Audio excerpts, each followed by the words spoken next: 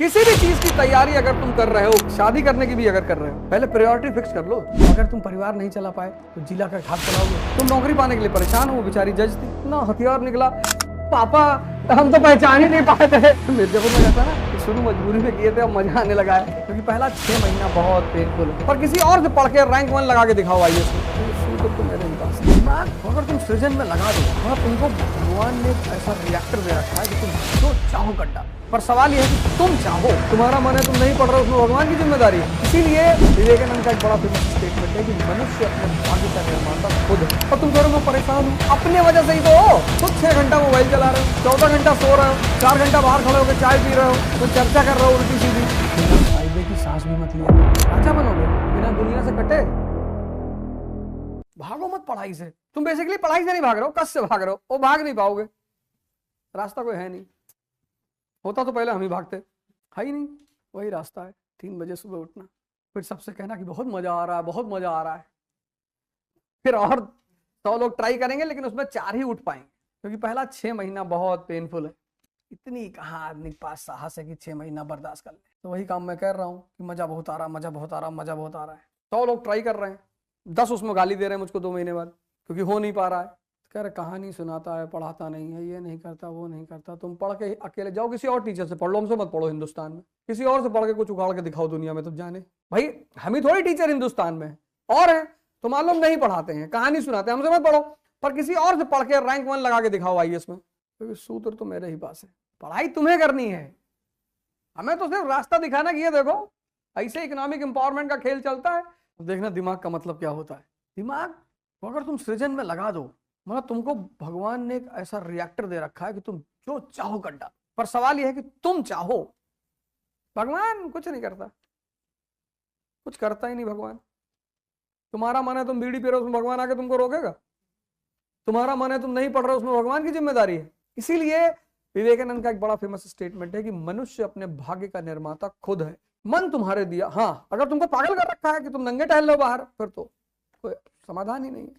तुम्हारा मन, तुम्हारा जो तुमसे 14 घंटा कह रहा सो, 14 घंटा तुमसे 6-6, 7-7 घंटा मोबाइल चलवा दे रहा है, और तुम कह रहे हो मैं परेशान हूं, अपने वजह से ही तो हो। इसमें कोई दूसरा क्या करेगा बताओ?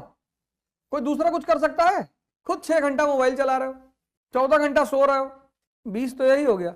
4 घंटा बाहर खड़े होकर चाय पी रहे हो, तो चर्चा कर रहे हो उल्टी सीधी कि रामभद्राचार्य को नहीं कहना चाहिए था, ऐसे शब्द नहीं इस्तेमाल करना चाहिए।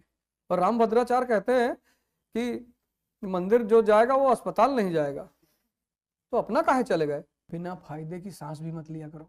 अगर तुमको लगे कि फायदा नहीं हो रहा है सांस लेने से, तो रोक लो। ब्यूरोक्रेसी से तुम बिलोंग करते हो, तुम आम जनता हो। नारा लगाओगे, आ रहा चुनाव, बता देना, व्यवस्था करवा देंगे नारा लगवाने की। तुम काहे मरे जा रहे हो? आईटी सेल में काम करते हो, फिर अलग बात है, पैसा मिल रहा है, फिर तो कोई बात ही नहीं। फिर हम भी 2-4 पोस्ट दे दिया करो, डाल दिया करो, और हमारे भी आईटी सेल ज्वाइन कर लो। राजा बनोगे, बिना दुनिया से कटे। सबको खुश करना चाहते हो, संभव है? हमसे कोई खुश नहीं है, लेकिन नाराज भी नहीं है।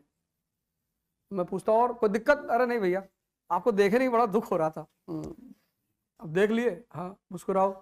कल लखनऊ में खाना खिलाने के लिए 2 मेरे दोस्त ने झगड़ा कर लिए कि अब हमारे यहाँ खाना खाएंगे। हमने कहा झगड़े का निपटारा, जो 21,000 रुपया देगा उसके यहाँ खाएंगे। दोनों लोग हंसने लगे, हम कहीं खाना खाने नहीं गए। यही तो सोल्यूशन था। नहीं देखा तू ज्यादा माना तो ओकरे घर जेबो, हम कोई नहीं मानी थे। आज देखे गए तू के का ज्यादा माना था। जब हम भटक रहे थे दिल्ली की सड़कों पे, तब तो कोई नहीं आया खाना खिलाने। खाना पूछ रहे हो, मत बुला करो घर, ज्यादा संपत्ति देख लेंगे, लुट जाएगी। अरे बेचारे रिक्शा वाले बेचारे रात में खाना नहीं खा पाते, इनको खिला दो, हमको क्या खिला रहे हो? जब भूख लगी थी तब तो खिलाए नहीं, जब पैसे की जरूरत थी तब तो दिए नहीं, अब तो निकाल लेंगे। इसलिए तो तपस्या की थी। सुदामा नहीं है, रावण है। बदतमीजी मत करो, उल्टे सीधे सिद्धांत मत बताओ। तो तुम लोग भी आशाही वर्ग से हो यार, पढ़ाई करो सिर्फ, किसी से कोई। तुम देखो, एक काला आदमी अगर गरीब है तो लोग उसको क्या कहते हैं? कलूटा। और अगर काला आदमी अमीर है तो कहते हैं कृष्ण। नहीं, अगर घर में कोई मजदूर काला आता हो तो उसको कहेंगे अक्ल उठवा आवत, और अगर सांसद काला आ गया तो कहे भगवान आप कृष्ण आप आए मतलब कृष्ण है। तुम काहे समाज की चिंता करते हो? अब तुम्हें डिसाइड बंद करना है कि लोग तुमको कलूटा कहेंगे या कृष्ण कहेंगे, तुम्हारे हाथ में है। लड़की काली है, डीएम हो गई, बोले काली माई, पहले तो कहेंगे नहीं, हालांकि काली माई भी भगवान ही नहीं। और जो घर दूसरे बर्तन वर्तन जो घरों में मांजती है, अगर वो बेचारी काली तो आएगी कलूटिया। अरे ये सब तुम लोग के सामने नहीं घटता, तुम गौर नहीं करते, तुम मूर्छित हो, फर्जी में क्रीम लगाए जा रहे हो, कोई मतलब ही नहीं। एक लाइफ बॉय ले लो, साल भर चलाओ, वो साबुन ऐसा कि घिसता ही नहीं है। उस साबुन की खास बात यही है, लाइफ बॉय है जहां तंदुरुस्ती है वहां, क्योंकि वो घिसता ही नहीं। वो मजबूत साबुन है, जितना रगड़ोगे नसें मजबूत हो जाएंगी, तो फिर उसी को कहते हैं लाइफ बॉय है जहां तंदुरुस्ती है वहां। P is equal to P plus P, बहुत प्यारा फॉर्मूला है। Preparation is equal to priority plus planning. किसी भी चीज की तैयारी अगर तुम कर रहे हो, किसी भी चीज की, शादी करने की भी अगर कर रहे हो, पहले प्रायोरिटी फिक्स कर लो कि किन किन चीजों की जरूरतें पड़ेंगी। इसके बिना तुम्हारी सारी प्लानिंग बेकार है। पहले प्रायोरिटी और फिर प्लानिंग। शादी करने की तैयारी कर रहे हो तो आज की डेट में 50,000 रुपया महीना खर्चा है मिनिमम। 1 लाख रुपया तुम्हारी सैलरी होनी चाहिए, और कम से कम 1 BHK का फ्लैट होना चाहिए पर्सनल अपना। जिस दिन घर में झगड़ा हुआ अपने फ्लैट में आ गए, फिर जब सब शांति हो गए फिर घर चले गए। घर नहीं छोड़ना है, और माँ बाप को तो कत्ता ही नहीं छोड़ना है, वो बुजुर्ग हो गए हैं, ऐसी हरकतें करेंगे। और बीवी के माँ बाप को इतनी इज्जत दो कि वो नैतिक रूप से तुम्हारे को देने लगे कि तुम्हारे पापा की आंखें तो भगवान विष्णु की तरह है, तो उन्हीं को ऐसे देखते रहते। और अगर वो पलट के कहते कि तुम्हारे पापा की राक्षस की तरह है, फिर तो कार्रवाई करनी पड़ेगी, फिर तो देश निकाला ही देना पड़ेगा। तुम्हारी आंखों में अगर मैं स्वर्ग देख रहा हूं तो तुमको भी मेरी आंखों में जन्नत तो देखना ही पड़ेगा। और अगर तुम्हें नहीं दिखाई पड़ता तो तुम्हारी आंखें और दिमाग दोनों खराब है। और हर घर में झगड़ा होता है, ऐसा कोई घर नहीं। वो बुजुर्ग क्या जो किसी चीज में कमी न निकाले, फिर बुजुर्ग है ही नहीं। कितना बढ़िया बहू गाजर का हलवा बना देगी, चीनी ज्यादा डाल दी है, वो कहना ही है। और जब आदमी मेहनत करके कोई काम करता है ना, तो अप्रिसिएशन की आशा रखते हैं। किसी घर खाना खाने जाओ तो जो औरत वहां घर में खाना बनाएगी ना, अगर होटल से खाना आया है तो पूछेगी ही नहीं। याद रखना, अगर होटल से खाना आया होगा तो पूछेगी नहीं भैया कैसा है, लेकिन अगर बनाई होगी तो पूछेगी बार बार भैया सब्जी कैसी, बहुत शानदार। ऐसी सब्जी सिर्फ अलास्का में बनती है। मेहनत किया है ना, तो उसको अप्रिसिएशन की आशा है कि थोड़ी सी तारीफ कर दो यार, करना भी चाहिए। और अगर खाना बाहर से आया तब कोई नहीं पूछेगा।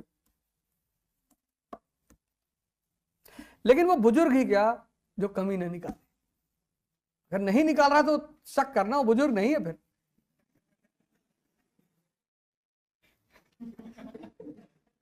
फिर वो बच्चा है। बच्चे कहां कमी निकालते, जो पाए खा गए। घर में थोड़ा तनाव रहता है, सबके घरों में रहता है। उस तनाव को हैंडल करने को ही पंचशील कहते हैं, पीसफुल को एग्जिस्टेंस। अगर तुम परिवार नहीं चला पाए तो जिला का खाक चलाओगे? पहले परिवार चला के दिखाओ। देखो अभी वो लड़की ज्योत्सना राय बेचारी सुसाइड कर ली, जज थी, सोचो पढ़ाई कितना, अभी यंग लड़की बेचारी। यार ऐसा कोई आदमी तुमको मिले, हमको फोन करवा दिया करो एक बार। सुसाइड करना थोड़ी है, नहीं अर्जेंट लिख दो ना, हमारे लोगों को कर दो टीम मेंबर को कि भैया 24 घंटे का समय हमारे पास है। कुछ लोग कभी कभी अर्जेंट कह के फिर कहते हैं मैं फोन ले लेता हूं, फिर कहते हैं वो गुप्ता पीरियड वाला कैसे पढ़ेंगे सर।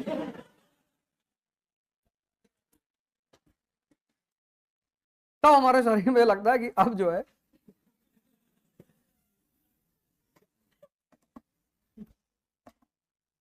बताओ, तुम नौकरी पाने के लिए परेशान हो, वो बेचारी जज थी, लेकिन व्यक्तित्व तो नहीं था ना कि चुनौती को झेल सके, सुसाइड कर लिया।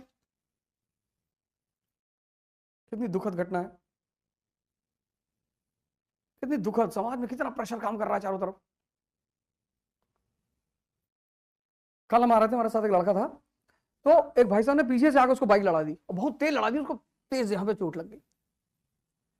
तो उसने बस इतना कहा कि भैया देख के चलाओ। कहा देख के चल नहीं पाते हो? पीछे से लड़ाई थी, तो मेरी तरफ देख के मुस्कुराया लड़का, जाने दे, चुनाव आ रहा है।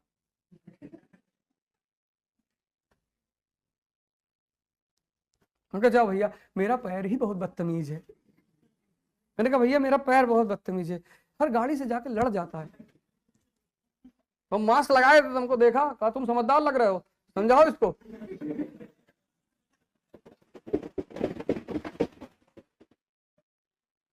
हमसे कहा तुम समझदार लग रहे हो।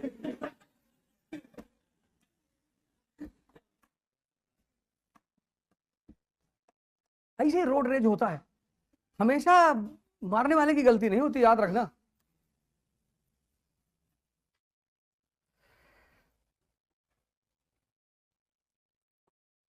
किसी गाड़ी ओवरटेक कर लो, मारने पुतर आता है। अरे भैया जल्दी में ओवरटेक कर लिए तो मारोगे। और कभी कभी गलत आदमी को रोक लेते हैं लोग मारने के लिए, ना हथियार निकला, पापा हम तो पहचान ही नहीं पाए थे, आप तो पापा हैं। मम्मी आप ही की फोटो दिखाती थी बचपन से। मिर्जापुर में कहता है ना कि शुरू मजबूरी में किए थे, अब मजा आने लगा है।